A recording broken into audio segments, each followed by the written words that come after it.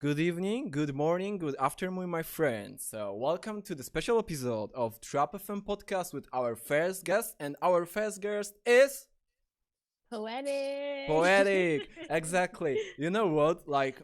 First thing first, when I was checking like your social media and your artist nickname, I was a little bit afraid that maybe I'm like saying this wrong. So I was, it's like, No. but always when I was like saying that your nickname, I was like a little bit afraid. It was like, what he's talking about? Like, Yeah. who? So Poetic is right.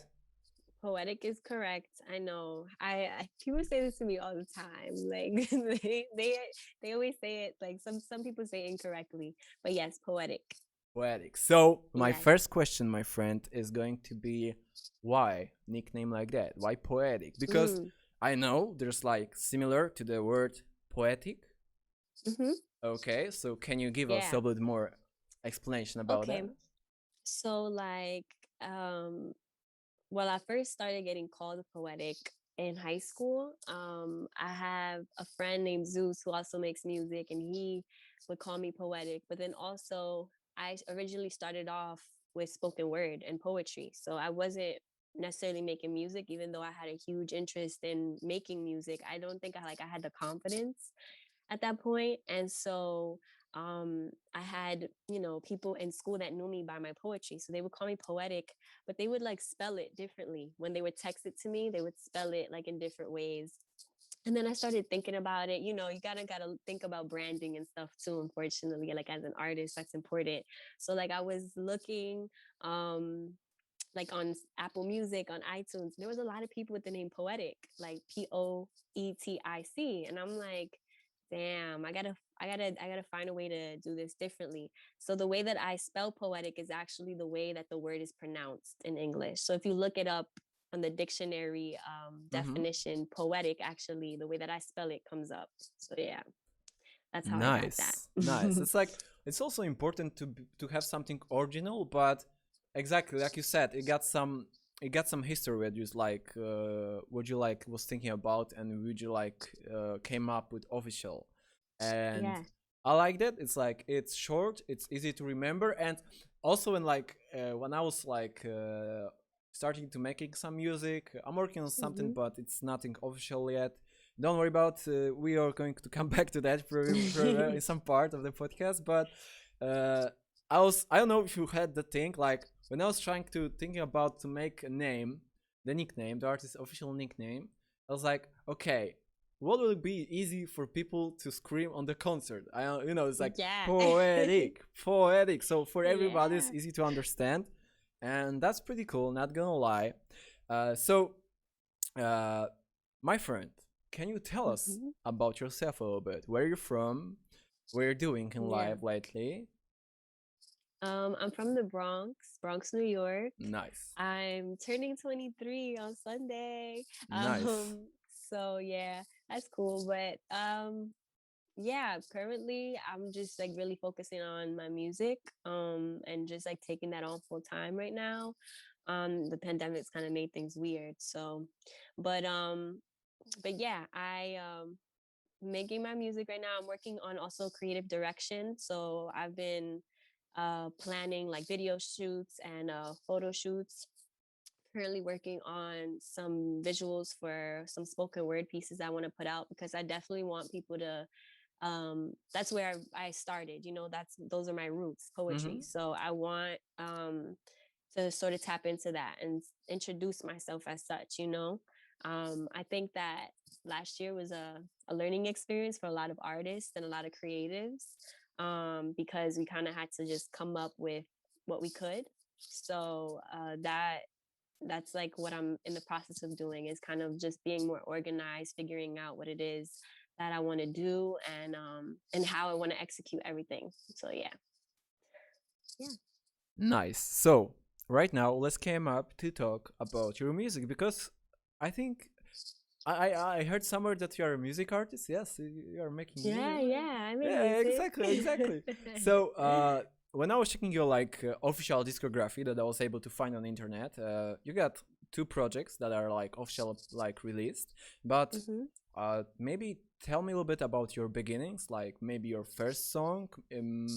Yeah, let's tell us about that a little. Okay, no problem. So my first song was a song called Imperfect, and it was like it was like the first time that I felt confident enough to like make a song. I think I really tried to make songs. Like I was trying to rap and it wasn't working for me because I was so accustomed to just speaking basically. Like the poetry that I was performing, I was doing like competitions and performances. Um and like the way that spoken word is, it's very free. There's no real structure to it. You don't have to rhyme, like, like things like that. There's really no requirements for it. But rapping has sort of rules, and you have to have a cadence, you have to find a flow, and you have to find your flow and be original, right? So it was really difficult at first for me to kind of get the swing of things and get a hang of it. But like I said, it was literally just the confidence, like being able to just say like you could do this, like kind of like letting go, not getting too much into my head. So Imperfect was the first song, and it originally I wrote it as a poem, and I found this beat and I was like, oh, I think this will work. So it actually ended up working out. um and then I did, like, in the song, like I cover Ordinary People by John Legend. Mm-hmm. And yeah, it's a short song, but I don't know. It's cool. I think it still Because hits. it's like that's great, and it's like you saying that you're turning to your first song, you turn it from the poetry into the song. So that's awesome. I think Yeah. not a lot of artists like starting like that, in my opinion. And the question is like that. After that, you release a bit more singles. Yeah. Then we got the project that it was the first app. Am I right? Yeah. Rush Hours. Great cover Yes. picture with the Grand Thank you. Central. Got a Yeah. chance to be over there. Great place. Pretty crowd. Is it crowded as much as it used to, or no more? Actually, so crazy. The day that I shot, oh my God. The day that I shot the cover art for Rush Hour, right? I wanted to drop the project on my birthday. So the cover art for Rush Hour, I had this like big idea. My friend Nigel, he's like, "Oh, I'll help shoot the cover art for you." And this was when they were announcing that things might be closing, Mm-hmm. like for The COVID. So lockdown 1.0. yeah. So like they're like telling us like, "Oh, I don't know, like people are talking about coronavirus, but nobody really knows anything." And that's the first week of March, like we are right now. And basically, so me and my friend Nigel, we shot the cover art for that on film. So we had to get it developed same day. So I went all the way from Grand Central to Brooklyn, and that took like an hour to get the photos developed. Came back to the Bronx, and the photos came out great. I didn't expect them to come out that great, but I really liked them. So yeah, the vision came out perfectly. And the title and the place, I think they're also pretty connected. Can you tell us a little bit about your Yeah. first app? Yeah. So basically, Rush Hour, the reason why I named it that, and just me being in Grand Central, I wanted to capture sort of um, just the busyness of what it means to be in New York City. Um, in previous years, like my mom had passed away, and just the general life here in New York can get really, really hard, right? So, like, I think that that's something that we don't talk enough about, right? That like New York is kind of like this really fast-paced city where at times we don't have necessarily the time to grieve, or we don't have the time to just like chill, and just like not think about what's happening next. So I've had this conversation a million times with my friends, but sometimes even in New York, like just being a New Yorker, you're hanging out with friends and in your head you just end up being like, damn, you're thinking about a million other things that like you have to do, Yeah, it's like even when you're out chilling, you're still in the rush chilling, I would say. Exactly. It's not like over there. Exactly. Even I don't know, maybe some people are can chill, but you're right. Like New Mm-hmm. York, it's pretty busy place and it got that vibe that is pretty busy. Yeah, and it's like you don't really have the time necessarily to focus on everything. So that's what Rush Hour was about. Rush Hour was trying to, basically what I was trying to do was embody that sentiment, right? And that feeling that like I feel like I'm in my 20s, but why am I in my early 20s and I feel like I'm running out of time? Like that's crazy, you know? So just If like not now, then when? That's the question. exactly, Yeah. exactly. So that was the inspiration for Rush Hour. It was only three songs, but I chose those three songs specifically because I was paying attention to the production. So for Rush Hour, the first song, um, the first song on the project, um, the I don't know when you hear it, the production I feel gives you that vibe that you're like on the run, like you're commuting. Like I wanted to give that vibe sonically so that when people heard, you know, the project, they were feeling, you know, they were actually in that. Like they felt like they were like in transportation or, you know, they were being rushed kind of. So yeah. I can tell you that it giving me that vibe, so it worked pretty Thank well. you. Thank you. uh, so before that project, you got couple singles that were released. The question Hmm. is like maybe we can like talk a little bit more in the next steps about this, but the question is, did you like release any music that you just upload it and they take down and you're like, not this, not this? Yeah, I've thought about it. I have thought about it. But I'm like, I also think it's really cool. And what I really appreciate about artists that like I look up to or that I listen, right, is that I can go back to their earlier works and see where they are now. So see the growth, um, and see the potential that they had when they were younger. And like a lot of times, like people like J. Cole, for example, right? Like he definitely now has like a more mature like point of view in his And verses and in his it's like to J. songs. Cole, he's like one of the biggest in the game, let's say, and he's Yeah, still like learning and still changing. So exactly. it's like And like, even but it's yeah, it's like even if he's like big, he's still learning some stuff. Like that thing that happened when he was like he was doing like trash talk about some rappers, like mumble rappers and some more new yeah. school stuff.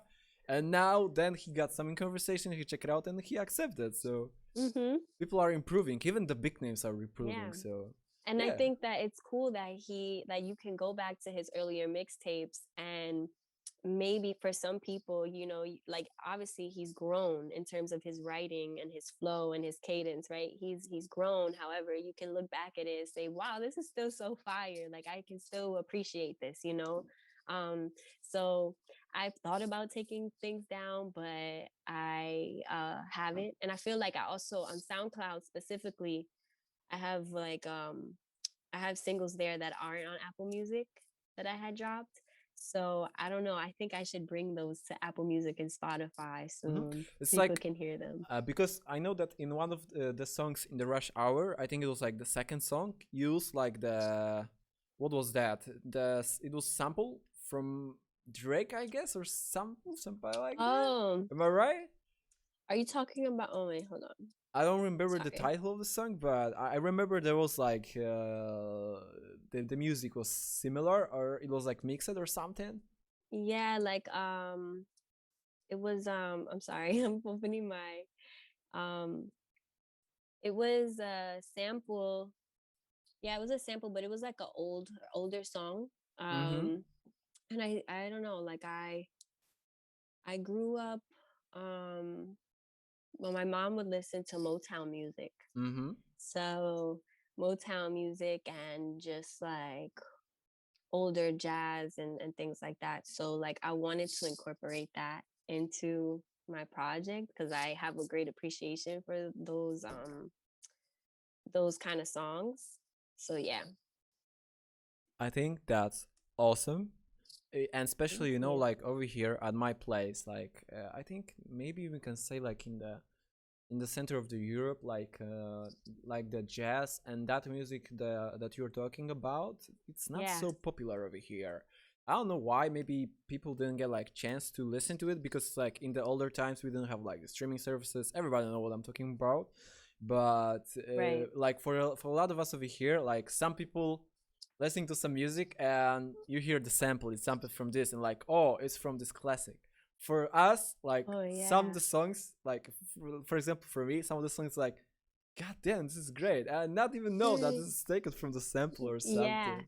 Oh, and early retirement actually I think was a Dead President sample. Oh, maybe that's Yeah. it. Yeah. I got it from somewhere. I got it from somewhere. So the question for you is like, it's like when you're also like uploading music to the streaming services, uh, are there like any issues like with the samples, or you have to go through like Mhm. any process that could, you know, maybe like make the stop the song, or maybe you can get into some problems because there's like a part of the sample that was like really Yeah. long time ago, blah blah blah. Do you have issues like Um that? so far I haven't. Okay, so Fingers crossing. So far I haven't. so So I think we'll we are see. not going to come back to that topic. No, yeah.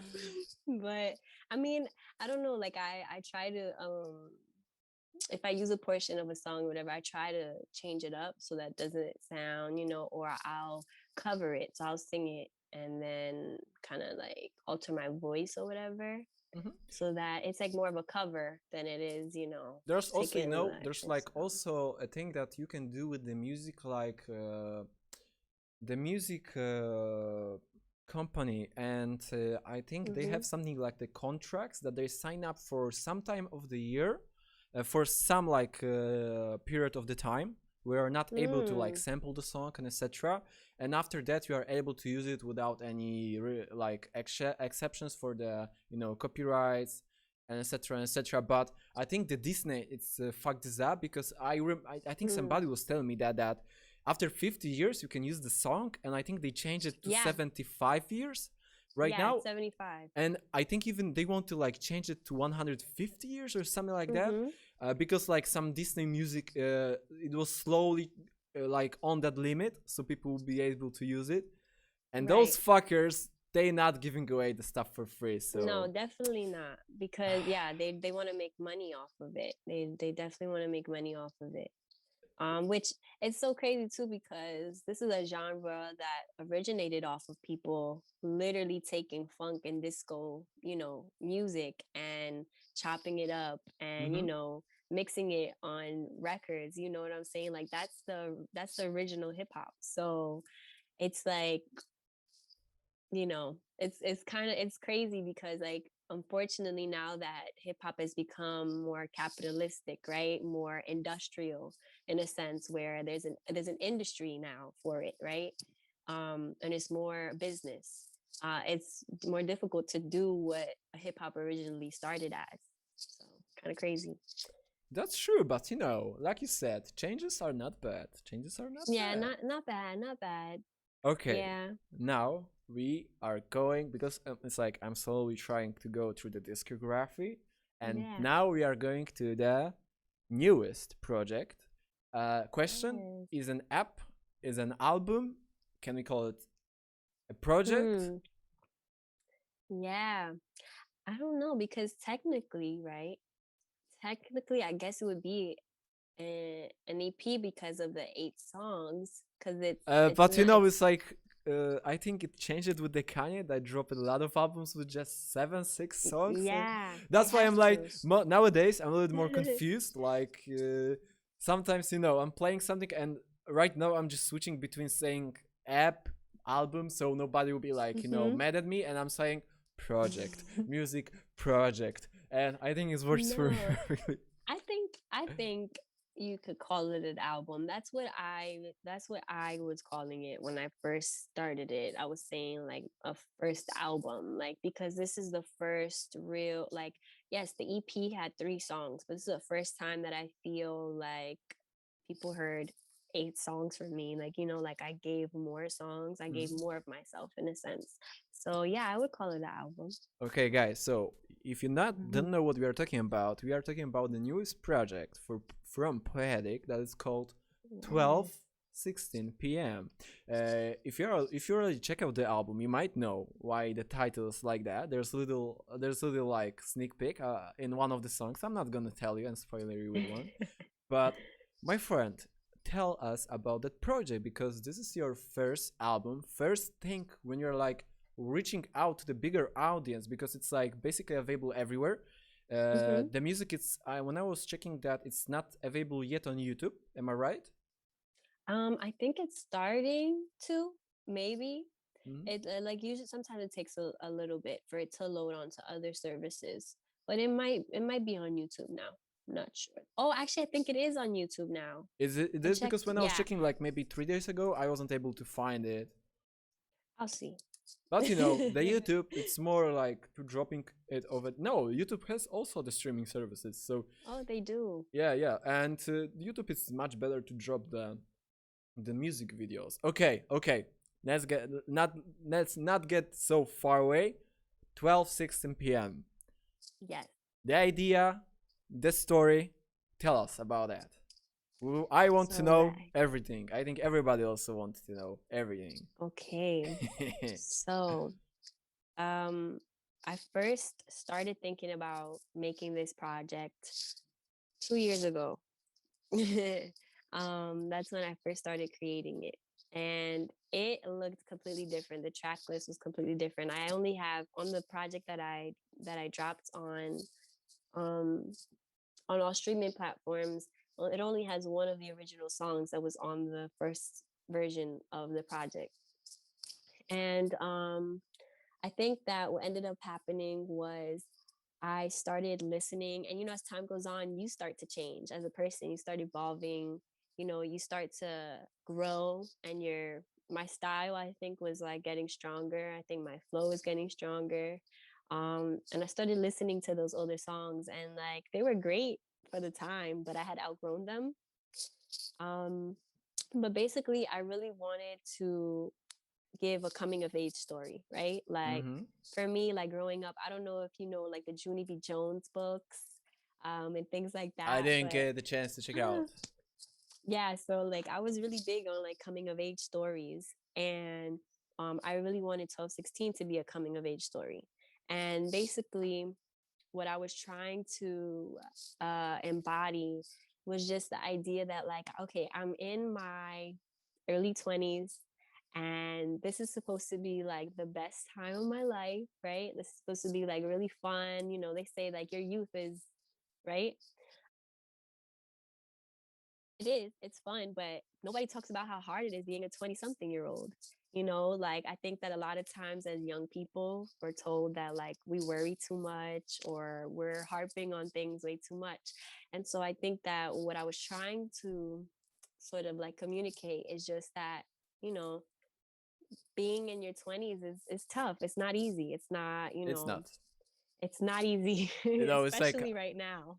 I'm almost 25 and I'm also struggling. I think all of us are struggling Yeah. definitely in the times like that. And you know what? What you told about like people are saying that we shouldn't like maybe not worry about, but I think this is like might be a problem of the like older generation. Like Yeah. people back then, they had like different problems. Like let's say that Hmm. people they're still like we are still like let's say recovering after the World War II and the thing that happened after that, and people have like different problems nowadays, and they didn't like bother like even like Hmm. there's right now there's rising awareness about like men's like not physical mental health. Hmm. Like the topics like, oh, you're the man, you have to be the strong one, don't cry, blah Right, blah blah. exactly. And the older generations, they're like, even like for example, like my parents, like they're not open not so much about the feelings. And Hmm. our generation, I think, is going to be way better for our own kids, because I think we'll Yeah. be able to understand a bit more. Because like we are opening up about that. We are not getting afraid to talk about the feelings, and Right. I'm happy that it's changing, and we can also see that like in the music, like a lot of people are Hmm. like, of course, there's some trapping and rapping when it's just about having fun, Right. but also people are opening up themselves a little bit more about that. Yeah, I think that that's also something that's like really important for me personally as an artist. Like it's really important for me to be able to talk about my feelings, because that's like for me, making music and writing in general when I was writing poetry was really therapy for me. It was my way of getting out everything that I felt. And it was really the only time where I felt people actually listened and took me seriously. So like I think um I think it's cool that we're like we're a generation of people right now that are, you know, talking more about how we feel. I think like feelings are such a natural thing and a natural thing for us, but it's so weird that we like move away from actually being honest about how we feel. So I really try to make sure that when I'm making music, especially with 1216 PM, I was really like emphasizing like just being 100% honest, being raw, you know, Mm-hmm. and like allowing people to like be indulged in the moment. I feel like the most effective music, the most effective writing is writing that places you right into that, like basically puts you back in that person's shoes, so that you can understand, um, you know, what they've lived through, what they've experienced, how they think, how they see the world, you know, and how they came out of those things. So yeah, It's like also like with listening to the music, it's like also a lot of people have like similar problems. They're not able to like express themselves so much, like even through the yeah, music. And like you said, it's also helping the listeners. They can also relate to that, to the same situations in life that maybe they're not talking about, or maybe they don't have the like support in it. And music is a big thing in that right. cases. And it's important to be authentic. Like I feel like unfortunately there's not a lot of authenticity, right? Like when it comes to music, I feel, because right now, like I say this all the time. Like I listen to all types of music, right? But I think that currently we're living in an era that they call it like the microwave era, where Mm-hmm. things are hot for a second and then, you know, that's it. Like it's very easy to rise to fame and also very easy to fall from fame, like right now. And I think that the things that are the music that I feel is timeless, the albums that I think are classics, right, or songs that I think are classics, are songs and albums that said something that like you could always relate to, that you could go back to. So like Lauren Hill, for example. Lauren Hill, you know, she made Miseducation of Lauren Hill, and that album has literally Mm-hmm. carried her career. She's never had to really make another project ever again, you know, and it just went diamond, which is crazy. It's a big accomplishment. So I think it's important that, I don't know, that we're authentic and we're genuine when we write and we create art. So Yeah, can you tell us a little bit about the story of yeah, the newest album, 12:16 p.m.? no problem. So I wanted to take people through sort of my way of thinking and like my process of like grieving over my mom's passing. So for me, it was like basically the way that I start off the project. I wanted to start off the project um, with people feeling like they were watching me at a recital. Like I kind of wanted to give that vibe. So I start off with like just singing, right? And basically, I wanted to take people through sort of the back and forth feelings Mm-hmm. of being in my 20s and you know, dealing with my mother's passing. um and so the beginning part of the project is really just about asserting myself and introducing myself, like this is who I am, this is what I'm here to do, and this is what I love. And then I try to basically take you through, you know, some love issues that I had, right, with love crimes. You kind of see that, and also like basically some comedy too. I wanted it to be funny. I wanted it to be a little bit lighthearted too, as serious content, right? I still wanted to have some sort of like, you know, things that people could laugh to and still relate to. Mm-hmm. And then finish it back off with just feeling like I'm gonna make you proud. Like, you know, like kind of, even though I'm still kind of confused and lost and trying to figure out my way, I'm getting a hold of it. Like, you know, I'm figuring it out. So yeah. And Nice. yeah, there's little hints in the project about why it's called 12:16 p.m. And then when you get to the last song, you finally realize, Yes. right, why it's called that. But what I wanted to do was, because it's a coming of age story, I wanted to be my coming of age story, specifically personalized to me. So I used VHS tapes. So they were like, I had VHS tapes of like my family and footage of that, and I got Yes, the yes, we can hear audio it through the from album. those. Yeah. And so I wanted to put that in there just so that people can get to know me, like actually know who I am. So yeah. Uh, Give me a second. No problem. Because we are in the album, I think that for now, like right now, I would like to play you, in my opinion, my favorite song from the album. I enjoyed the whole album, and I think like the second part, in my opinion, was like the best one for me. I was like Thank you. vibing to it the most. And right now, guys, we are going to play uh, exclusive together play.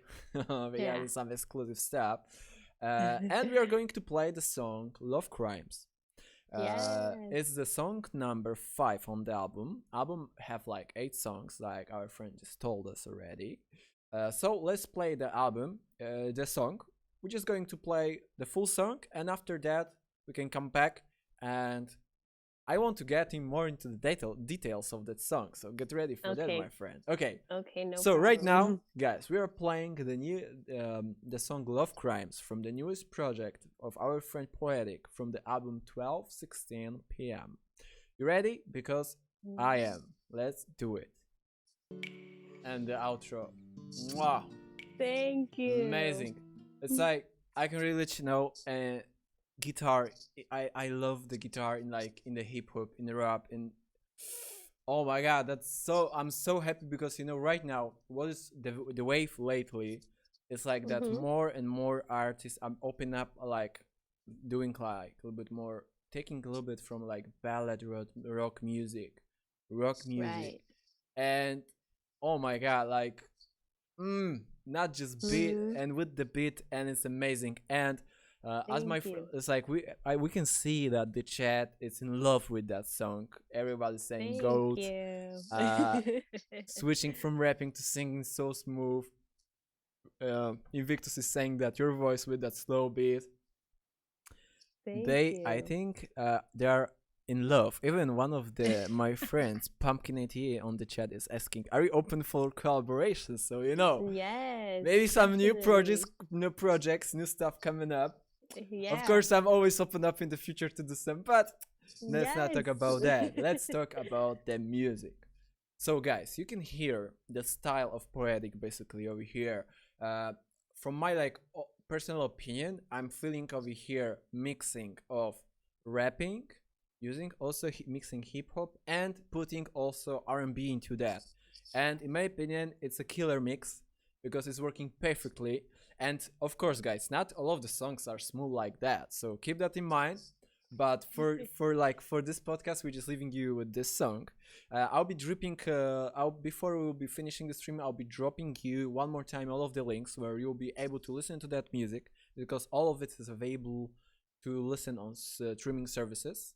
So that's pretty lit. And right now, let's go and talk about this song. Okay. So, love crimes, love Love crimes, love crimes. Why love crimes? Yeah. Um, so I called it love crimes because I feel like when a person like hurts somebody, right? Like in a relationship, right? A lot of times, like I feel okay, I'm gonna start it off like this. I Mm-hmm. feel like if like most people don't know what a person is like when they're just friends with them. You really get to know somebody when you are with them, like intimately. I think that's when you know, um, you really get to know all parts of them, especially if you've built a certain comfortability with them and all that. And I think that when a person continues to hurt you, when it's repeated, that's a love crime, like it's a repeated offense. So you're doing it more than once. And that's what's causing the end of this. Basically, that's what's messing this up. That's what's like fucking this shit up. It's your love crimes, you know, all the things that you continue to do, the things that you say, like, um so yeah, I like the metaphor that, like, what you're doing, like, to everybody else would be wrong, right? Like, when you think of crimes, there's crimes pretty much like everybody knows, like, I probably shouldn't kill somebody, right? So, like, you know what I'm saying? Like, I think in relationships there's that too, right? There are, in terms of like exclusive relationships, there are things that, you know, for the most part we say, yeah, that probably isn't healthy, or that probably isn't right, so that's a love crime. Yeah. That's great, and not gonna lie, that's the type of song that, I mean, the lyrics may be kind of different, but I still would like to put it on my Netflix and chill playlist, and I think I'm gonna do Yay. it. So, yo, guys, if you Yeah. need to put yourself, you know, with your girl or boy in the vibe, that's a great song to do Yeah. it. It's the slow Hey, but vibes. when some shit's going to happen, don't wrote us down that this is our fault, Yeah. that you got a problem right now, okay? We're Yeah. just recommending. We're just recommending, guys. Uh, okay, so from this project that you just made, the Hmm. 12:16 p.m., which song you are the most proud of? Like, which one is like you like the most? Oh, okay. It always switches. I think when, like, beforehand, a couple months ago, it was the first song, Mad Woman Dreaming. Mm-hmm. And but the one that, like, my heart just, like, it always comes back to is the last song, so the outro, 12:16 Oh p.m. yeah, outro. Yeah, it's giving you that Yeah. feels. That feels, bruh. Yeah. You have The to check it out, outro, guys. definitely the outro is my favorite. I think that, and I think it's my favorite because of how organically the writing came out. It kind of just, sometimes, you know, when you're writing, there are songs sometimes that I come back to, you know, like I start writing it and then I don't finish it yet and I come back to it later. But there's some songs that are, you're just able to just get it all out, and that was one of those songs. And it was just like so easy to write, but also so difficult to write because of the content, you know. Mm-hmm. um but I love that, I love the hopeful vibe that it gives, that there's something to look forward to in the future. Like, I think that's really important. And just shouting out family, you know, like, it really just sets the tone for where I am right now in my life. So yeah. It's great. Guys, Thank remember you. to come back and listen to all that. I'll be dropping the links in some part of the podcast, but let's keep on moving. So, Mhm. the question is, it's like we already started this topic a little bit, and I would like to talk about something that right now it's like kind of experience that I think people, like, let's say 10 years ago, they didn't experience then making music. The question is, it's like making music in the pandemic times, Hmm. like right now. So my question to you is like, did like pandemic have like situation have any influence on your music? Yeah. So I was working at Starbucks actually, beginning of last year. I was working there for like a little bit over a year and a half, so almost 2 years. Yeah. And when the pandemic started, it was crazy for me because I was working nonstop. I was working 6 days a week, 8 to 12 hours a day, and I was drained. Like, we were so busy. It was just like crazy. It was hectic. It was scary. Um, and I was trying to make music. I would try to make music all the time, and I was like really stuck. Like, I was in a slump, and it made me so sad, you know, because I had just released Rush Hour, Mm-hmm. and, you know, like, I got the momentum. I had the momentum. Like, I just dropped the project. I was really excited, and then boom, COVID hits, and it's like, you And know, I'm everybody working get full time. fucked in the ass. Exactly. Exactly. And so I was like at this place where I'm like, damn, like, I want to write music so bad, but there was no, there was nothing inspiring me. I think in the moment, I think I was like really distracted by, um, yeah, I was just really distracted by what was going on and just trying to figure everything out. And then not only that, but here in the U.S., we also had the protests happening with Black Lives Matter. Mm-hmm. That was really stressful too, and like Yeah, it's like crazy. last year for USA, it wasn't like It too was pleasant. nuts. It was nuts. And it's just like your emotions are everywhere because you're isolated, right? Like you have to be quarantined in your home. You're nervous and scared because you don't know like what it's gonna be like. Like as New Yorkers, like we talked about earlier, we're like always on the rush. We go from point A, point B. Like there's never a moment where we're like still.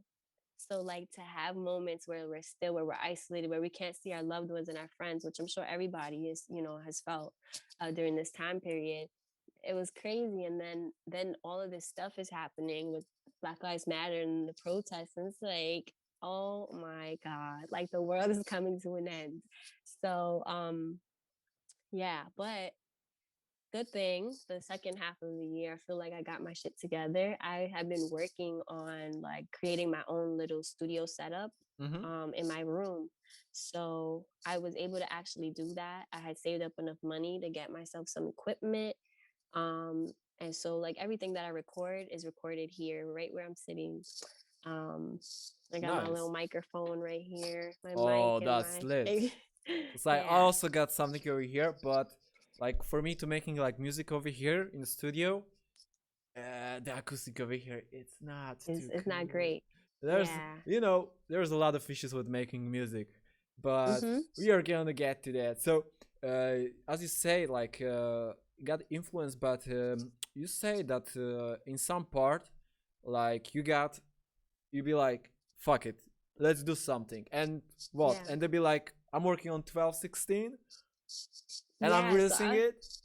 yeah, That was the I idea. was like, it was like I was working on the project for a long time, and then what ended up happening was like, so I had been getting like a lot of pressure from people, like friends and stuff. They were like, "Girl, drop it!" Like, you know what I'm saying? Like they're waiting for me to drop new music, and I was like, you know what?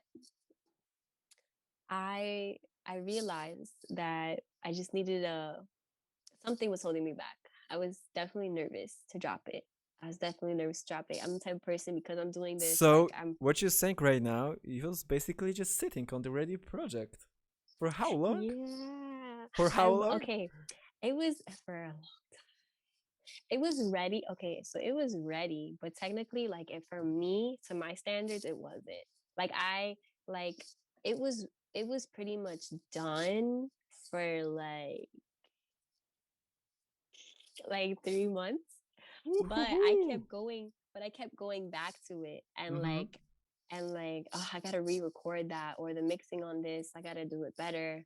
So it was really like a lot of back and forth, and I kept, but that's what happens. Like when you're making music on your own, you're always gonna find like new things like Always. Always there's to something that you nitpick. could be better, but at Yeah, one point you have to make that decision. That's it. exactly. It's going up. It's going up. I fully Yeah, understand you with this one. Like, especially when this was like your first project. Uh, it's like I think it's understandable that you want to make sure that it's going to be good, and exactly. by that I mean good to you, because like if you like be rushed, that's the problem that some of the artists are facing right now with the music labels. They are getting like rushed to release the music, and then probably they don't feel it no more, like too much. Right. So this is also like because like right now you're still going independent, or you already on some works with some people. Still independent. Yeah, I think that it's, I don't know. I think that it's dope to be independent and an independent artist. I think obviously you need help from other people, but I think that it's cool to have full creative control over what you make. Mm-hmm. I really appreciate that, and I value that. Like being able to take my time with something, you know what I'm saying, and just be able to control like um how people like hear me and get to know me. Like I don't think I want anybody kind of controlling how I dress, how I, how what things I should and shouldn't say, right? Like Mhm. I don't think that that's very fair. That's So that's kind of a yeah. problem, but I don't know. It's like it's a big struggle to be honest. Like the show business is it's a tough place. It's a tough place. Oh, It's it like, lagged. oh, we're getting some Hello. internet issues. Everything is fine. I'm able to hear you. Okay, now you're good. Perfecto, perfecto. Okay. Okay, you ready to continue or? Yeah. Okay, perfecto. So, as we talk about the pandemic, we know that it was like hard times to all of us, but everybody been through it. I hope that everybody's watching. You're doing well, guys. Stay safe, motherfuckers.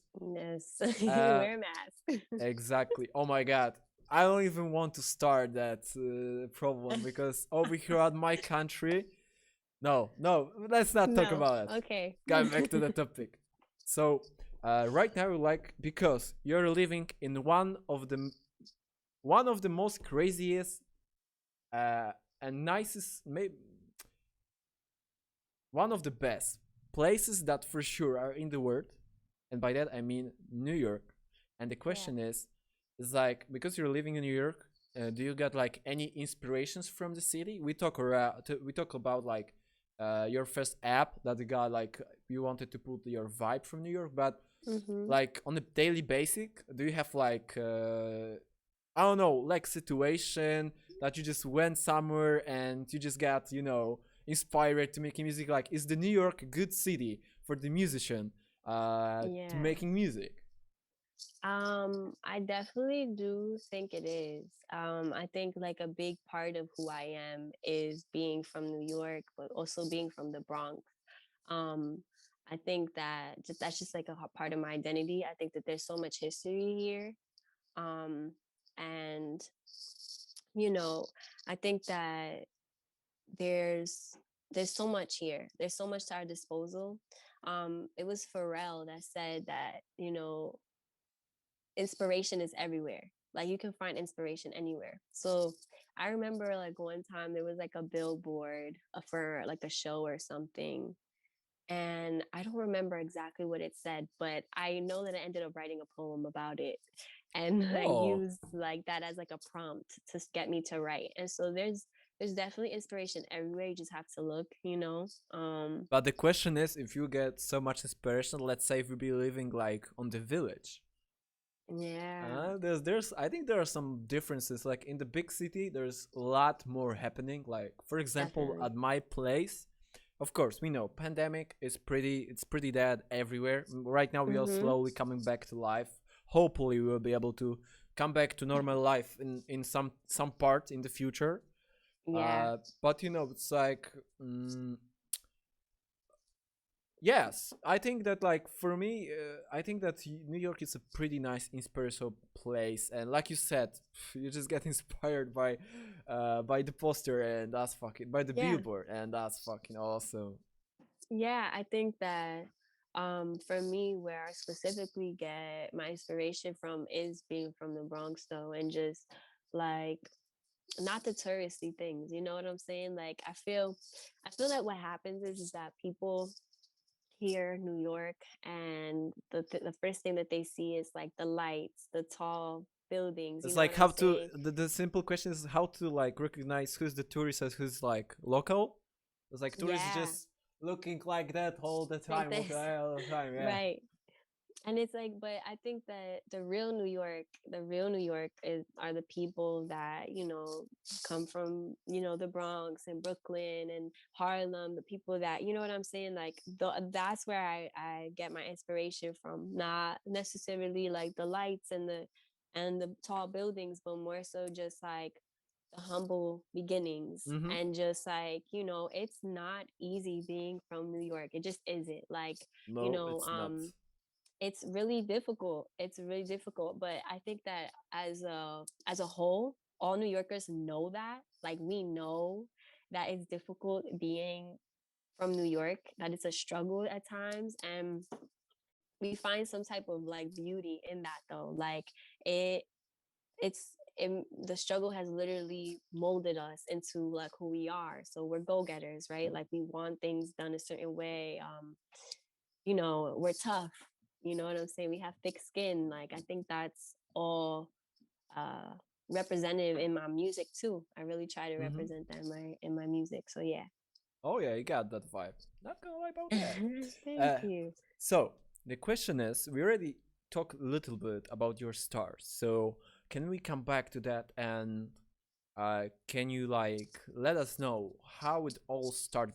Your like adventure with Hmm. like making the music, and the second question is like in that whole processes like to starting when you're first staff and you're still is there like anyone that's like encouraging you to do that to supporting you if and the question is like is it also important to you to like Hmm. your friends and family supporting you.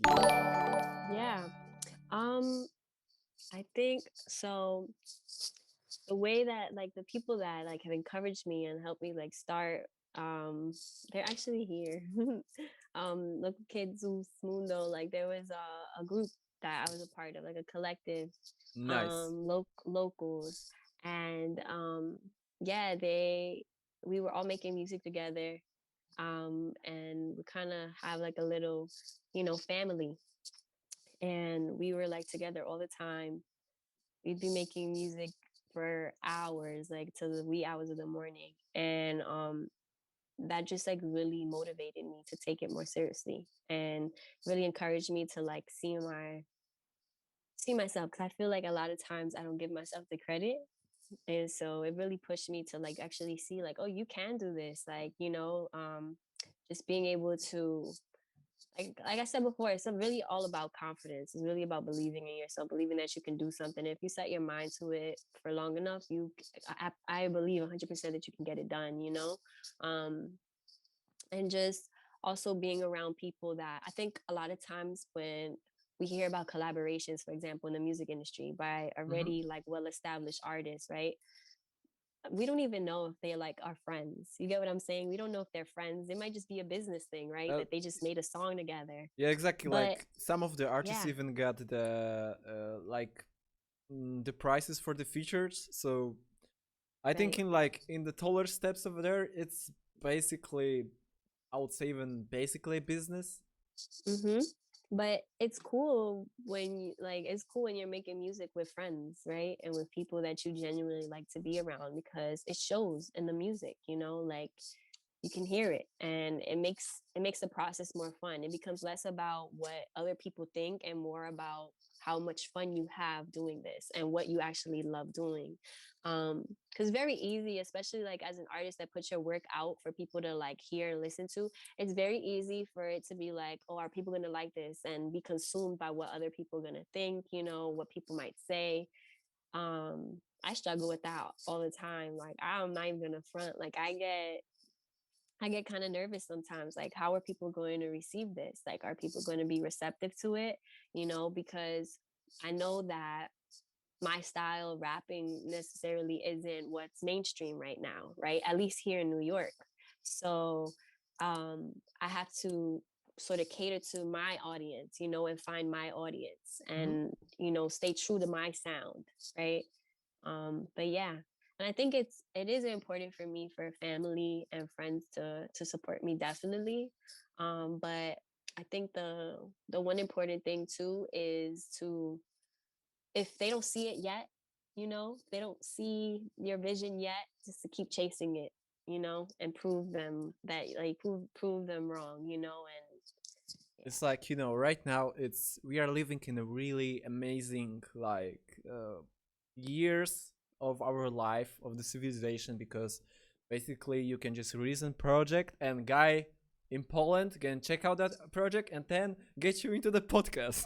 yeah. So it's like imagine it will be probably impossible, let's say like even 5 or 7 years ago to do stuff like that. So that's Mhm. also nice that you can make it, you can upload it, and people there's a lot of people all around the world which are checking the new music and they can relate to it. And like even for example lately I watched the documentary movie about Young Lean's story.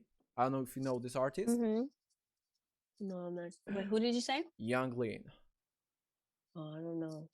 You have to check him out. He's amazing. And Okay. for example, over there, I heard like there was like interviews from people that came out for the concert, and they said they went from the different country just to come to the second country for his concert, and Wow. man, that's powerful. Yeah, Uh, it's like it is. that feeling, and it's like It is such a uh, good feeling. the question is like, I know because of the pandemic maybe you didn't have like big chance, but did you already have in like any live performance? Did you did already something for the live No, performance? I haven't. I haven't performed live yet. Which I really miss performing because that was like I said from my origins of like poetry and spoken word. I was performing all the time, like all the time. I was Mm-hmm. going to competitions. I was going to open mics, and then I had started performing my music as well. But I think that yeah, I miss it, and I think that that's like that's when you really like for me. I think that's when I'm like that's my like what do you how do you say it? Like that's my niche like Mm-hmm. like I don't know like that's where I'm good at. I think I think that my music is meant for intimate settings so that people are there with me and can vibe with me in person and actually yeah. But okay, tell me. But we know that you would like to perform something. So it's Mm-hmm. like right now over there. Do you got like any options? Like I know we everybody understands. I hope everybody here understands that it's like doing live concert with a lot of audience. It's not the safe thing to do right now. But are Right. there like any different ways, ideas? I mean, let's not talk about like doing the live streams of the music. No, no. I'm talking about there's any way in New York like when you can try to do live performing and somehow people can check it out. Yeah. Um I feel like right now New York is finally opening up something slowly but surely. Mm-hmm. So I'm hoping that in the next couple of weeks maybe that'll be possible. But I do have a friend who he puts on events. He does like events and he gets a pretty big crowd of people and into spaces and he's really good at putting people on and like putting on really great networking events and so I'm looking forward to one of his next events. Mm-hmm. Usually those are the ones that I go to because you meet all types of people. You meet like videographers, like they're just like that's what's so great about being from New York and being like a creative is that you can literally meet anybody and That's right. not even know like who you're talking to. So Yeah, it's like you yeah. know, I less 2 years ago I rented an apartment or an Airbnb at Wall Street, Mm-hmm. and I just met a host over there, and then we just like become like friends. We're still in contact, but then I found out he's working at the stock market over there. I was like, phew, Yeah. What? That's uh, crazy. just like that, that's crazy. It's also like I think that you got really nice place to start off. Yeah. Uh, in my opinion, and also what you said, like we are missing that right now, but I hope that in some future we'll be able to come back for the live performance, for the concerts. It's like I Right. love to joining the concerts like here in Poland when there's like, because most of the artists that I'm listening, they're like speaking and rapping and singing in English language. It's an English Yeah. performance, and when wherever like any big artist, let's say a smaller artist get a chance, they're coming over to my country. I don't care where they are playing. I'm just going and singing. Like I love it. I don't know the question. Do you know Yeah. maybe one music producer, Clem's Casino? No, I don't know. Ooh. Oh, So you put me on. the question is, do you know song Pesos from A$AP Rocky? Mm, yeah. So that song, one of that song and many more was produced by the Clem's Casino. It's a guy, I Okay. think he's from the New Jersey or from the Jersey Yeah. City, but he was living in New York basically. So Yeah. it's like I'm trying to reach out like more of the stuff to doing about the music because I'm really interested Mm-hmm. about it. I was lucky enough at one concert in Poland to get him out for the interview. and Mm-hmm. also he's like the music producer, and I was also able to talk with him about that, and that's fucking awesome. This is also second thing Yeah. about the concert, like over there for the artist, it's a great way to find out new people that would start listening to you. Also, nowadays everybody is dropping stories and etc on the concerts. Everybody's Mm-hmm. checking if somebody's interesting, so it's a also good way to blow out basically. Right now it's kind of a problem, but it's like more artists are like switching. Like right now, all of us have a little bit more time. Maybe let's say that maybe a little bit more of time than usual that we Maybe. used to have. Yeah. And it's like also like right now the new way, like let's say that we got here a little bit uh performance online together on the podcast, and more people are also like switching to that. I know Yeah. even that at the beginning of the lockdown, the first part of the lockdown, I think that one of the first podcasts was made with Apple Music with the Snoop Dogg or something like that, Okay. Yeah. and a lot of Um. stuff like that happening. So I think this is like the new way in those like specific times that we are having right now. And I'm just happy that I'm able to be a part of it and having you here as a guest, because that's Thank awesome. you. Yeah. I think like, and that's something that I'm trying to do because one thing about me is that I've performed with live performances actually. Um, so like at some events that like I like was like a guest performer, and um those events, I think it was really cool, and it gave me sort of a look into what it is to be an artist that performs in front of crowds working with live instruments. I think that's so cool. So I really want the opportunity to work with other musicians and work with live instruments, and because I think that that just adds a whole different element. Like not only are you live, but now you're working with a band. You get what I'm saying? So I think that that's really cool.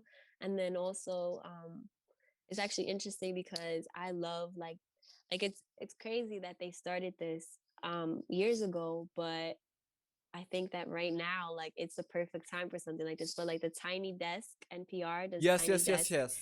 concerts. So that's so cool. Like, like it's indoors, you can still do that. So that's something actually that I'm trying to work on for this project. I'm working on I doing think it's a something great idea similar. to do it. I think it's a great idea. Yeah. I remember Eric the Architect from the Flatbush Zombies from New York. He Mm-hmm. did something like that. I think even Flatbush Zombies did also together the Tiny Desk concert.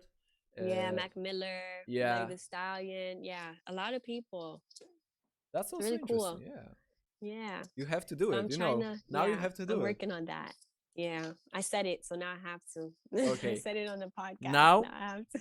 now we are going to something more with more details. I Okay. want to ask you a lot of questions about making music, Yes. because as we know, my friend, you got a little bit of experience in that. So I Yeah. would like to talk about like the process of making the music. So Mm-hmm. maybe let's yeah, I will ask a lot of questions. Get ready for that. The Okay. question is like, uh, how do you making a song? Like, how it's coming up? Can you tell me? Can you tell us a little bit about the whole process? Yeah. So usually, usually the way that I would start writing something is I kind of listen to what the beat that I'll be using, right? Like I listen to the vibe that it gives me. So I feel like the way that I listen to music is if it's a beat, right? It's an instrumental or whatever. It doesn't have words on it yet, right? Mm-hmm. So I have to be the person to put words. So what is this beat? What is this beat coming like to? Like what parts of me or what thoughts are coming to mind like when I'm hearing this?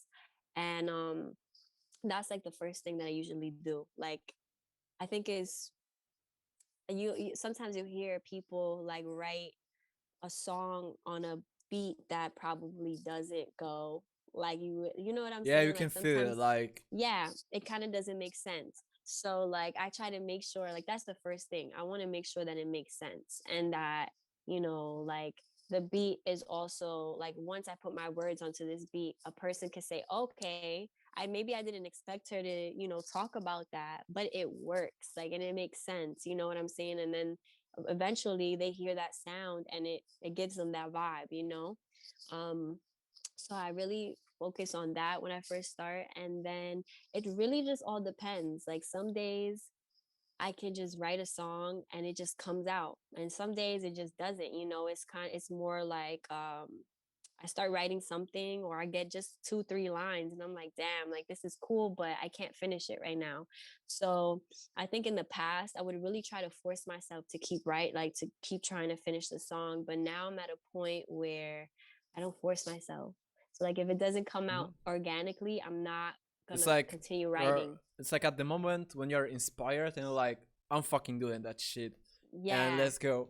I understand. Like exactly. when I'm at the process for my adventure with making the music. Like I'm working like learning to do beats and etc. But Mhm. for me it was like for my experience, sometimes it was like, let's say I'm coming back home, I'm in that special mood. There's, Yeah. let's say, 2 a.m. and I'm like, I have to fucking make a beat. I'm making a beat, Mhm. and I'm just sitting by it.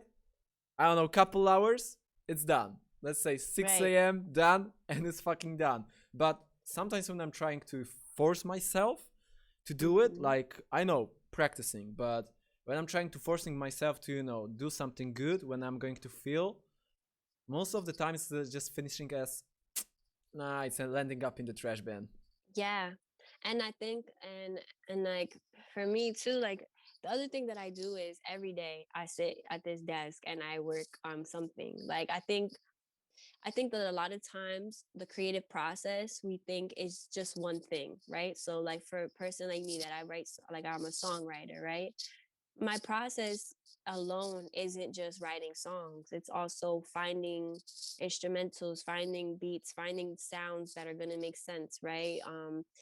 Creating ideas for visuals, maybe coming up with, yeah, like I have like 2 projects already, like that I've thought about, you know what I'm saying, like Mm-hmm.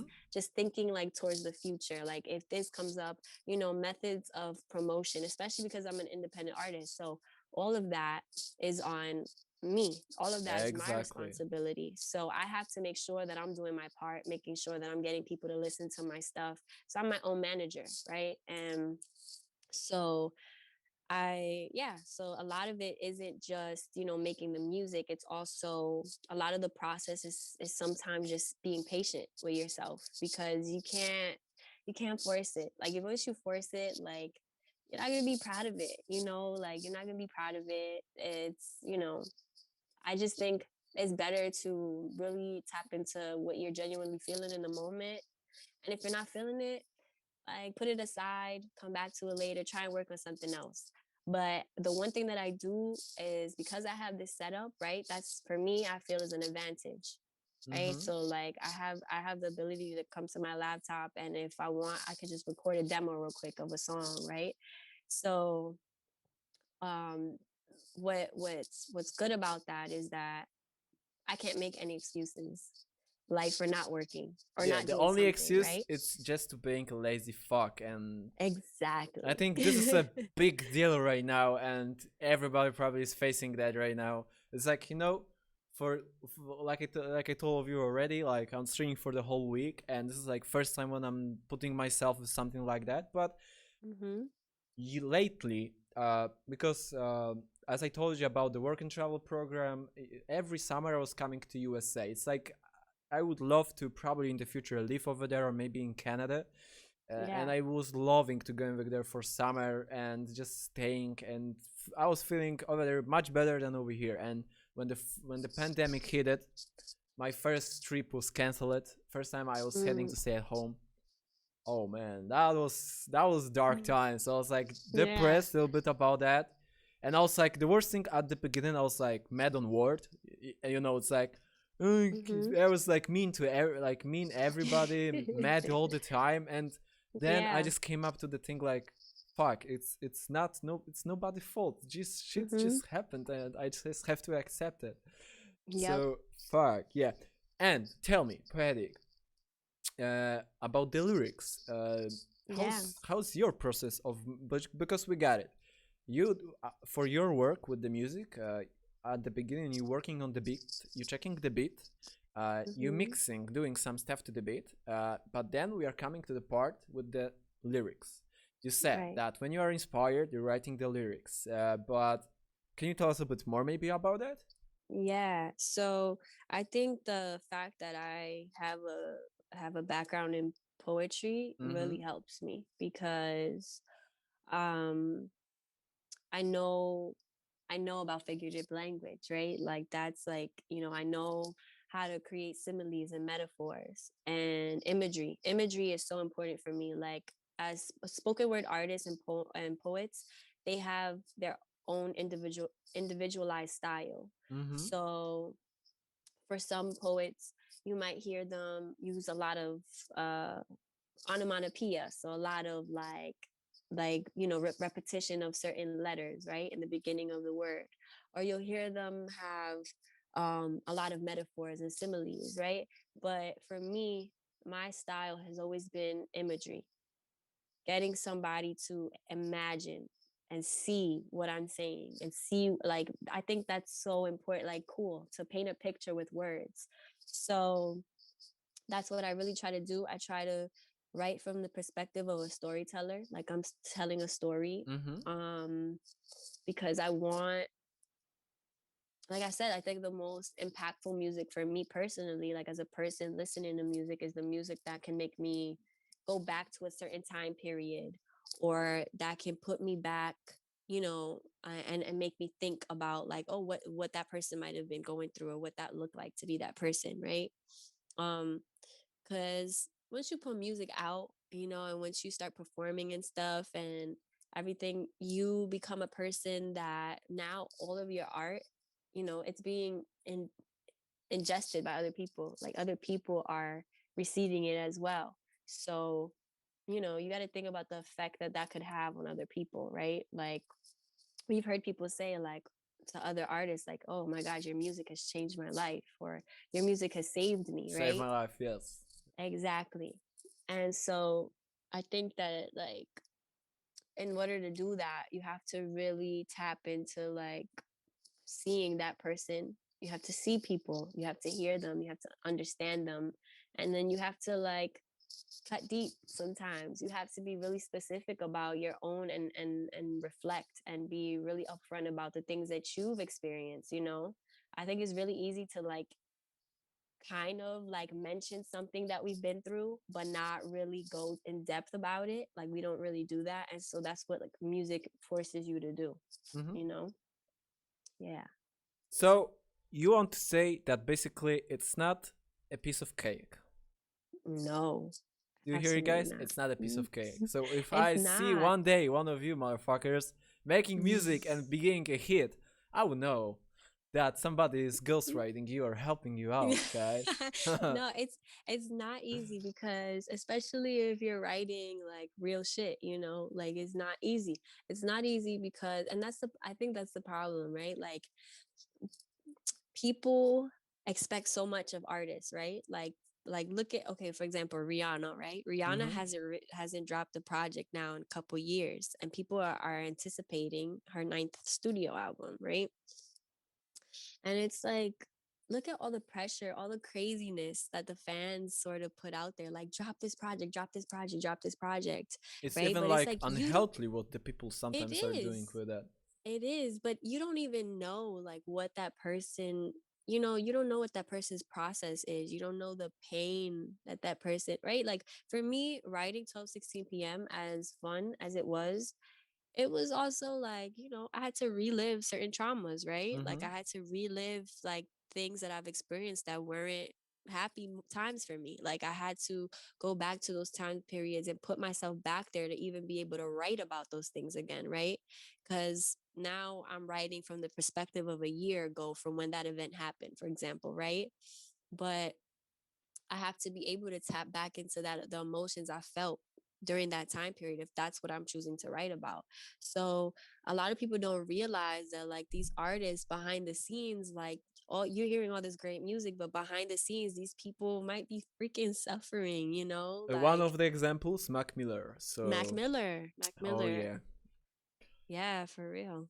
sometimes, yeah, and especially like even like let's say really quick example, even like Lil Uzi Vert dropped the album, then deluxe version of the album, and like when you Mm-hmm. go on his Twitter, anything what he posted, anything that he's going to tweet, everybody's like, where is the new music? Like Exactly. it's like because we see that the times are like the with the music, but the music release are changed because there's a lot of like independent artists that also got a lot of influence in that. Because, for Mm-hmm. example, Trippie Redd, he's going independent and he's dropping albums and projects like crazy.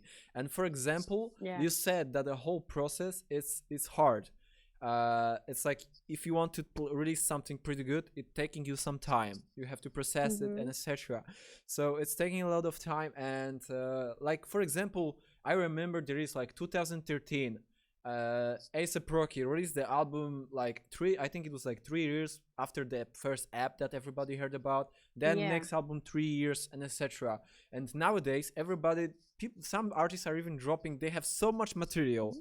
I Yeah. even like I even like heard like the it's not like official info, but like for example the Juicy word that he was just coming up for couple hours to the studio and he was freestyling out. He was recording everything, and then people are Mm-hmm. saying that he have like couple thousand songs ready to drop.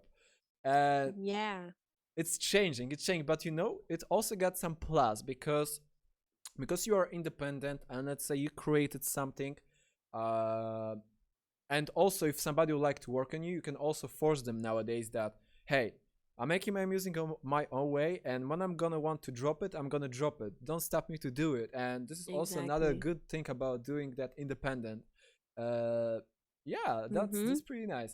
uh And it's pretty cool. It's cool too that people can make so much music. Like, I mean, like, because the thing is too, like, when you're writing, you're gonna have times where you're writing a lot of material. Like, you're like, oh wow, like I've had times where I'm like, yo, I'm writing so much material. Like, it's exciting.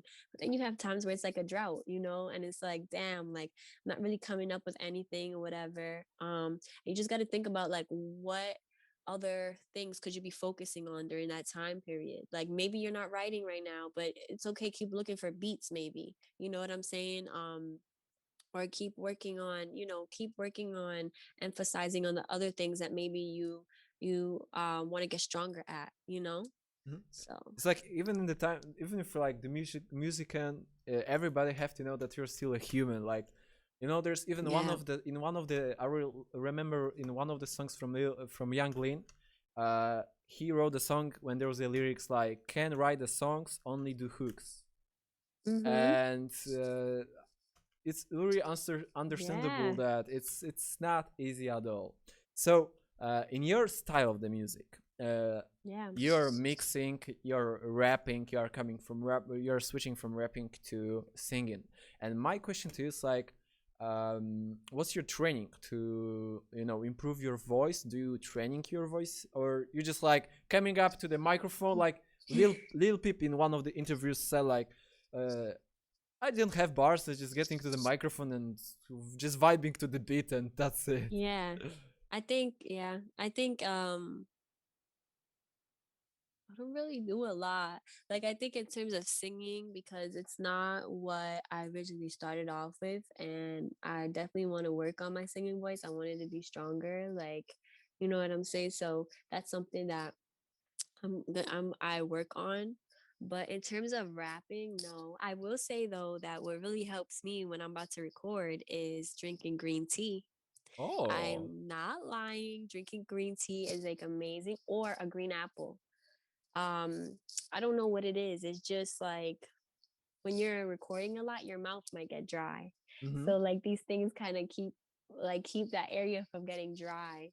And also when you record for a long time or whatever, for example, certain sounds like S's, T's, B's, P's, like those specific letters, sometimes they create like a certain sound in the recording or the microphone, and like when you're speaking, and it actually helps like avoid that sound from happening. Like for me it's helped, so Mm-hmm. yeah.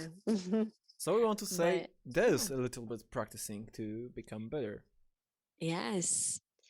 But I do think that vocal train like practice is important though. Like I have like a lot of like I record myself like rapping, like I do videos. So um I record myself and I watch myself because I think when I do that, I can really see when what I'm saying is actually affecting me. Like I can see when it's a performance and I Hmm. can see when it's genuine. You know what I'm saying? Like I think it's important for us to be aware of that because we are trying to be in front of people, like we want a It's like, platform. So, one of like training for practicing when you're like being an actor and even like theatric actor.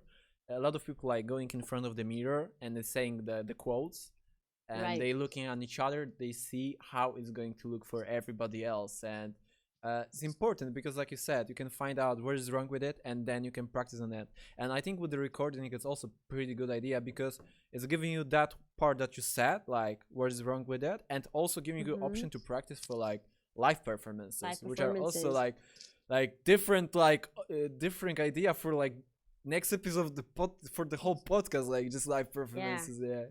And not only that, but it's also like I try to memorize all my songs. Like I try to make sure that I'm memorizing other things that I write because I feel like when you're recording in the studio and you're reading like off of a phone or off Mm-hmm. of a notebook, there's a blockage there. There's something blocking. You get what I'm saying? Like it's not coming from you. It's coming from the phone to you to the microphone. Like there's something in between that connection. So I feel like it's really important for me to try and memorize everything that I write. Um, so that when I'm recording, yeah, it's coming out genuinely and it doesn't sound like I'm reading something. Mm-hmm. But yeah. That's interesting because like when I'm watching a lot of like videos from the backstage, a lot of artists like standing next to the phone and they're using the phone for the Hmm. lyrics. So you're saying that in your situation, you're just trying to remember that and doing like basically live performance, like you said. Yeah. That's awesome. Um yeah, I think and then the other thing too is like I think like it's really easy. I think it's easier for me to write hooks like you just said like Young Lee what's his name? Young Lean? Young Lean, yeah. Like he says it's easier for it's easier to write hooks. It's true. Like shit. Like I could write a hook, but sometimes it's hard to get into a verse. It's like, damn, this hook hits, but so I think like with that, like the other thing that I try to do is I try to record demos because I have the setup. So maybe it's like a rough draft of a recording, but it's Mm-hmm. just so that I have it, so that if let's say I wrote the first verse of the song, but there's still like empty space for the instrumental, right? I will find I will record it and like I have a demo on my phone so that when I'm listening to it, let's say on the train, on my commute or whatever, I hear it and I'm like, I can still work on it wherever I am. So I bring my work with me wherever I am. So yeah. That's amazing. Okay, another thing to talk about is like because I think a lot of people that probably listening to us right now, they are probably got some like thing going on with the music, and Mm-hmm. I would like to ask you if do you have like any advices for people that would like to start making own music? Is there anything that Yeah. would like you tell them, recommend them? Yeah. I think that they should do it. I think that they should be honest with themselves too. So a lot of about being an artist is just being honest with yourself, holding yourself accountable. So if there's something that you want to do, you have to really do it. Like you can't fake it. Um you can't want to do one part of it and not do the rest and expect good results. Like you have to embody what it means to be an artist, right? And it gets tricky too because like during my process I have a lot of times where I second guess myself. Like that comes with the territory, I think, in Mm-hmm. terms of just being a creative in general, just like kind of second guessing, being worried. And so I think that, it's important to recognize that that happens and that that's a reality, but also at the same time that um, if this is something that you love to do and that you're good at and you feel is your purpose, then believe in yourself. Like, believe in yourself. And if you keep working hard at something and you believe in it, then it'll come to fruition. You know, like I'm not where I want to be yet. You know, like I have so much that I want to put out, and um so many things I want to get to. So I think it's important, you know, to keep just being confident, keep being uh secure in your talents and in your abilities. And then I also think it's important to know who you are. You know, like it's very easy when you're putting music out to kind of steer towards what people are expecting from you, right? Like there's a lot of people that ask me for music in the similar styles as someone like Meg the Stallion, which isn't a problem. I love Meg the Stallion, right? But that's not me. You get what I'm Mm-hmm. saying? Like it would be false. It would be wrong. It would be a mask that I'm wearing. So I think it's really important that if you're gonna make music that you would actually make, right?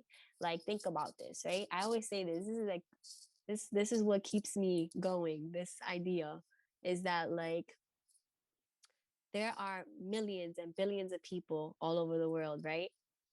But and 10 of those people, let's say, could hear the same instrumental or same beat, right?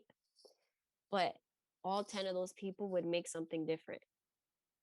Not like, you know what I'm saying? They wouldn't all be making the same sound. The same words wouldn't come out. You know what I'm saying? Some of them might sing on the instrumental, some of them might rap, some of them might, you know, some of them just might talk on the beat. Mm-hmm. So it's just like, it's realizing that like you're special and that you're an individual and that no one else can do what you do.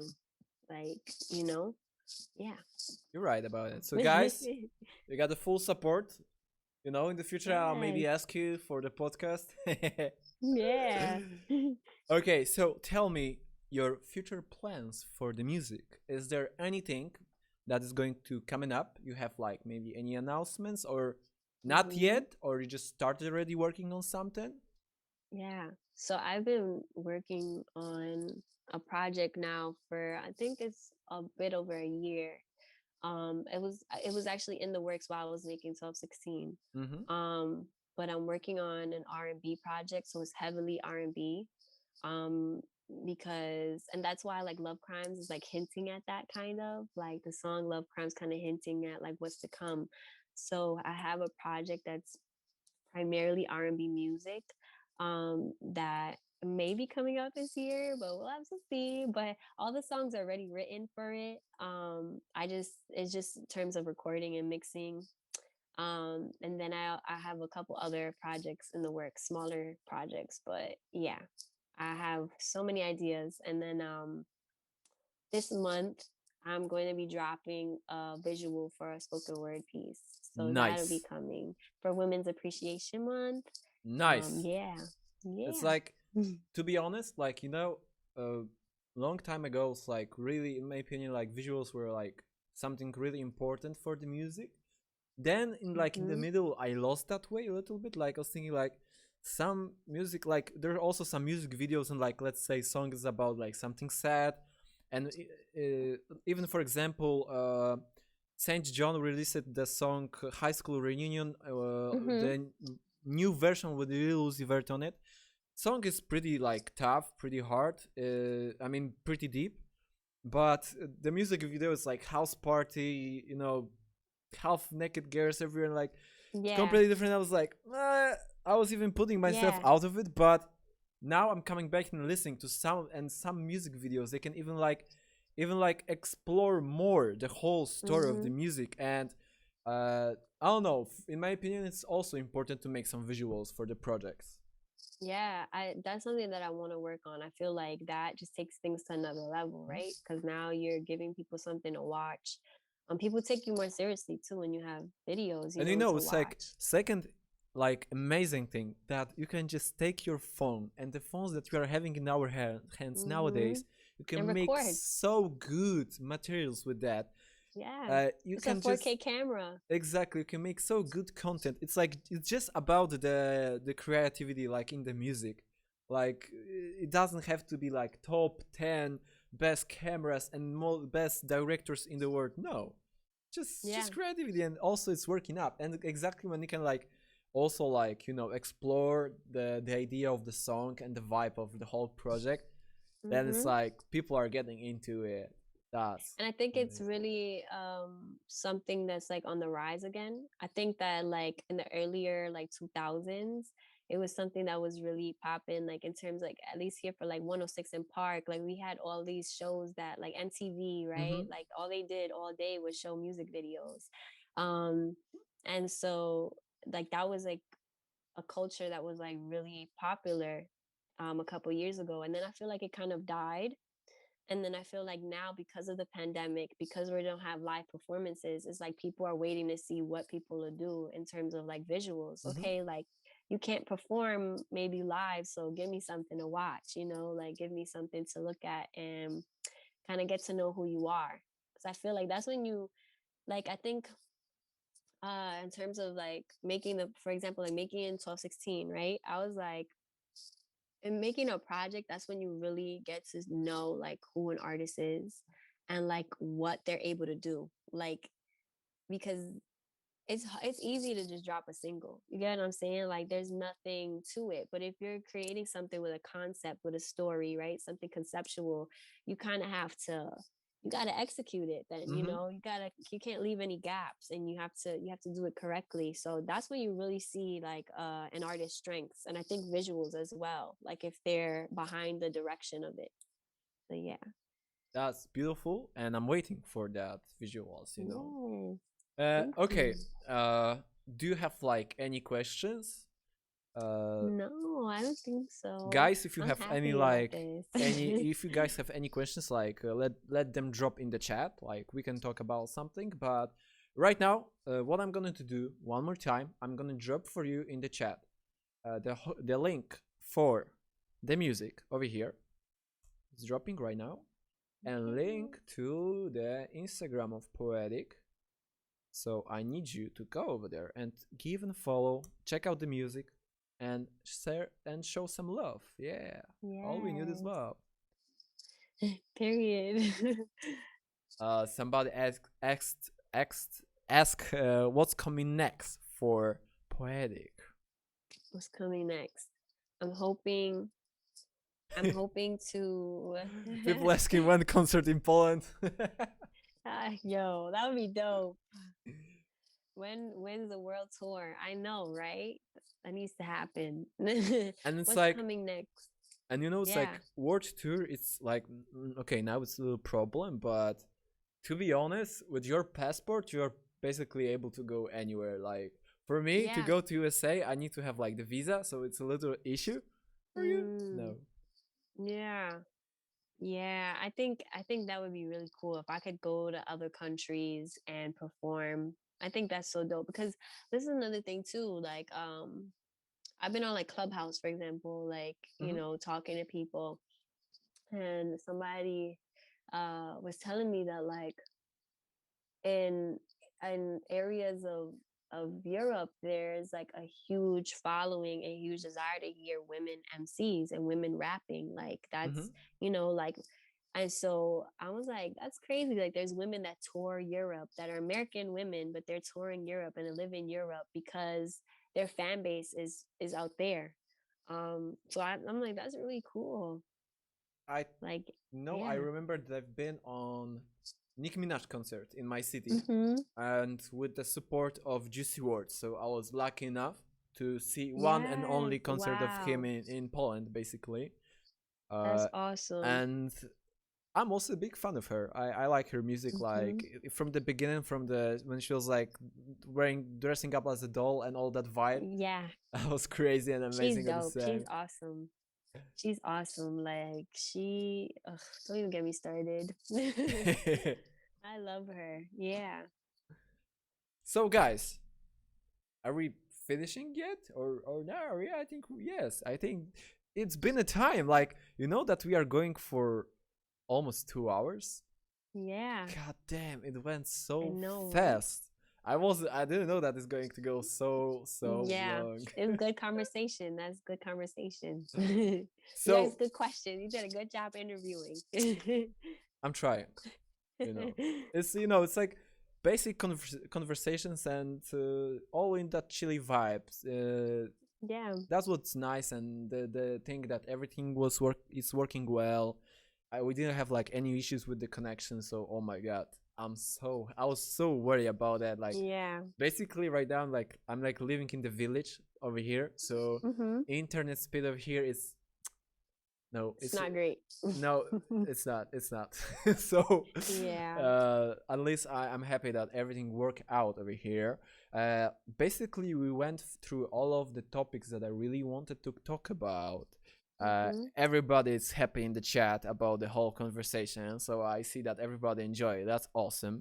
So guys, one more time, I drop it in the chat the link for the music, so I would like you to go and check it out. There's also a Poedik Instagram account. Go and support it over there. Oh, one more thing before we are going to be finishing, I wanted to also talk about the marketing also, because before we started the podcast, we was talking a little bit about like where should we like what's good like social media right now to promote yourself, and uh, I was starting to talking about TikTok. So the question is, you're on the TikTok already or not yet? I haven't posted anything yet, but I'm going to soon. Because I will be soon. you I know have it's like ideas. it's like from my like personal experience, and when I'm like doing the recon on what is going on around, like Facebook is dead. It was dead long time ago. People are Yeah. still over there, but like it's not worth it to like do just content over there. Second thing Mhm. happened to the Instagram nowadays. It's not worth it. Like I would not say that it's a waste of time, but uh it's like Instagram is not supporting people, They've not just anymore. they've messed with the algorithm way too much, I It's think. like And have you watched the movie on Netflix, the Social Dilemma? I heard about it. You have to I check saw it out. a couple clips, but I didn't watch the whole So thing. Yeah. basically, over there, the guys that were working in Facebook and Instagram, they just said that right now there's like biggest algorithm that's working all over everything, and people are don't even know whether how it's working basically, or maybe there's like two or Yeah. three people for the company that working all around the world, and uh, nowadays I think for the artists, and I'm going to definitely recommend that to everybody right now. It's I know maybe it's not great, not more pleasurable, but it's like Mhm. the TikTok is blowing out right now. It's like as I told you, Yeah. like it's a great way to support and like promote yourself, especially when you can like drop your own Mhm. music over there. And I think like when your music is available like on the streaming services, you can still like upload. Maybe you have to check it out. I'm not sure how it's looking, but when you're trying to post something over there on TikTok, Yeah. you can search for the music, and it's like with the right copyright rights. So Mhm. there's no like stealing the music. So I think you are able to upload your Yeah, music I over there or actually think something. I think my music is on TikTok actually. It should have loaded there. So actually I think you can use some of my songs as sounds as well. Exactly. So So yeah. the best option right now, and what people love to have fun with, is just like some TikTok challenge, the dancing Mhm. challenges. I mean, it's not no more just about dancing over there. It's like the sad part about TikTok is like to copy and paste the most popular stuff. Mhm. But sometimes you have to sacrifice Yeah. to, No, it's to reach out to like bigger audience. oh, I wanted to say cuz I'm sorry you lagged. What happened? uh I said like sometimes you have to like sacrifice some stuff to reach out the bigger audience. Yeah, that's true. That's definitely true. I wanted to also say because you were talking about like what's coming next. Also, I have a couple singles coming out with some people that I collaborated with. So I want to shout them out now. So Ooh, yeah, nice. Do it. I have a single coming out with local kid Zeus. It's called Partly Cloudy, so it should be coming out soon. He's Oh, gonna drop it though. He'll drop it. nice. But yeah, I got a verse on that. By the way, my friends who came over from the way of the Poetic, thank you very much for also joining us tonight. That's Yeah. awesome. If you even able to like drop and follow, I'll be appreciating that a lot. Yeah. So uh, basically, guys, we just reach out to the final of the first special episode of the podcast with our first and only guest, the best guest, amazing guest, Poedik. Thank you. Did you have fun? I had fun. I think you asked a great question. I think you were a great interviewer. Thank you very much. And I'm I think excited to you're see also a more. great person, and I Thank hope you. that I'll be able to meet up with you when I'm going to be in New York. Maybe let's say Yes. that there's like a small, tiny chance that maybe I'll be able to come over this year. But it's all not. It's not. It's like doesn't depend from us. But I really want to come back to USA, and I'm going to come back over there for sure. Like in the future, I was thinking about to go for the college in USA because right now I'm on the masters. I'm finishing my Yeah. masters, and after that, Congrats. thank you. It's like right now I'm writing down the masters. It's like it's a pain work, but Yeah. it's not bad. Oh, thank you very much for follow. Thank you very much. I appreciate it a lot, guys. And I was thinking about to go to the college in USA, but after all that stuff that happened last year, I think that I'll be switching probably to more people. Oh, thank you. I didn't see that. I didn't have the thing. So we Yeah. even got the official follow from our guest, guys. It's a big thing. Yes. Big thing. Yeah, a lot of probably I'll be probably also streaming. No, I'll be streaming tomorrow until next week. So Okay. Definitely. But what I wanted to say, like, if there's going to be a chance that I will come over to USA, I'm spending a lot of time in New York. I love that city. Maybe I think for like young people and people that also are doing a lot of stuff. New York, it's a great place over there to grow up and to grow over there. And I will definitely would like to also spend some time over there. I think I spent it in New York around 2 months already through all these years, but it's still not enough. Oh, more people following. Thank you very much, guys. We just need 3 more to hit the goal, the 50, and then we'll be able to become the Twitch partner, guys. To make some money, to pay the rent, maybe the electricity bills, the light bill. Exactly. Yeah. But anyway, thank you very much for that, guys. So, if I'll be in New York, we'll be probably doing some live podcast show together. That would be really cool. I'll try. New York, it's a place that I'll definitely, if I'll be ever in USA, I'm always going to be over there. I would like to invite you to Poland, but I'm gonna be honest with you. If this is Ain't World Tour, there's not much to do. So maybe it's a great place, but it's good. It's cool. It's cool to learn more about places you've never been. It's important. I can tell you that my country gets some pretty interesting history, but if I'll have to recommend maybe different places, I'll probably be recommending different places, especially right now. It's not too great over here right now.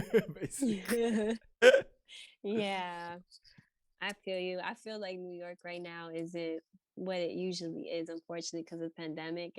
It's not as fun as it usually is, or as spontaneous. Like I feel like before COVID, it was just very easy to like walk down the street and find something to do, like having no plans, and then all of a sudden so I'm hoping that we can get that back, because that's like what I love so much about this city, is that you can just like literally find something to do whenever, wherever, for free, and like meet really cool people and stuff. So and like I also like about a little bit more about USA, and a little bit more, even more about New York. Like a lot of people are like open up over there. Like I can give you like example. For example, I was like, let's say going down with the subway, and I don't know, I was dressing up some clothes, and one guy was like, "Hey, bro," like there was a guy like sitting in front of me, just like that, and like, "Hey, bro, do you listen to Young Tech?"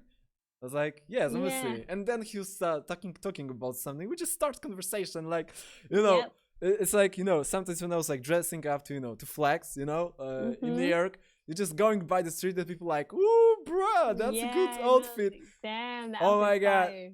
god damn! It's like here, no chances. Maybe people like they'll be probably more jealous and want you, because here, even if you're like wearing colors, it's a no over here sometimes. But over there, god damn, that's something amazing. Thanks, yeah. So, my friends, we are finishing for tonight. One more time, I'll drop the links over there in the link. If you are watching this on YouTube right now, because this thing is going to be re-uploaded to YouTube, in the links in the in the bottom there will be all info for the Instagram of our friend Poedik and the music. And what? I think it's time to finish. Am I right? The good things have to someday they have to finish. Unlikely. Yeah. I could go and talk more and more, but no, guys. Maybe you know, maybe next Leave it for episode. another. Leave it for another episode. Yeah. Exactly. It's not just one and only. So you know. Okay, my Yeah. friend. So I'll be finishing the conversation with you. So thank you very much for joining me.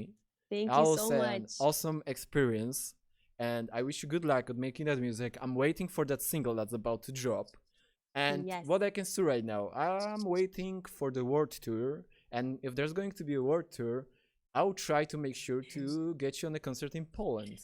Thank I mean, you. I don't have contacts, but we can work on that. So, That would be dope. oh, That would be people really already dope. saying that they're waiting for part 2. Hey, that's cool. Okay, so one more time, thank you very much for joining me, and have a good day. What time you got right now? Now it is 2:05. 2:05. Here we got 8 p.m. So it's getting dark already over here. So one more time, thank you very much, and Thank you. have a good day. Bye. Likewise. Thank you so much. Bye.